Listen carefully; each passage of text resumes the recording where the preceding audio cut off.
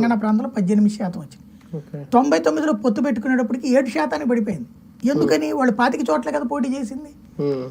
Calculate చేసేటప్పుడు మొత్తం 294 నియోజకవర్గాలతో calculate చేస్తారు, కానీ వాళ్ళు పోటీ చేసిన దాంట్లో అయితే 50% గెలిచినట్టు కరెక్ట్గా చెప్పాలి. అంతే కదా, ఎందుకంటే 25లో 12 గెలిచారు.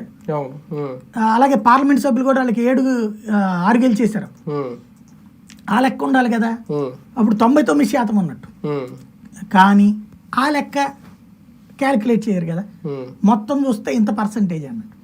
ఇప్పుడు అట్లాంటి సిచ్యుయేషన్ కాబట్టి చూడాలి ఏంటనేది. ఈ నెలలోనే క్లారిటీ ఇస్తారా పొత్తుల విషయంలో?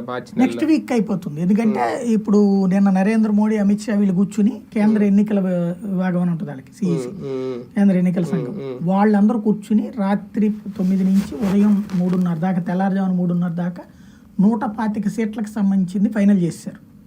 అందులో తెలంగాణ కూడా ఫస్ట్ లిస్ట్ లో ఉంది. 4 నుంచి 7 దాకా వాళ్ళది కూడా తేలుస్తున్నారు. అంటే ఇక్కడ కంప్లీట్ గా 25 స్థానాల్లో బరిలో దిగుతున్నారా? అది అక్కడది తేల్చారంటున్నా. ఇక్కడది ఏం చెయ్యాలన్నటువంటిది ఇంకా డెసిషన్ ఏదో 5వ తారీఖు లోపు డెసిషన్ తీసుకుంటారంట.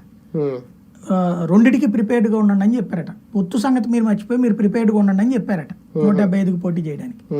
అందుకనే పోరుబాట అని అని కార్యక్రమాలు నడుపుతున్నారు వాళ్ళు. కార్యక్రమాలు అయితే నడుస్తున్నాయి.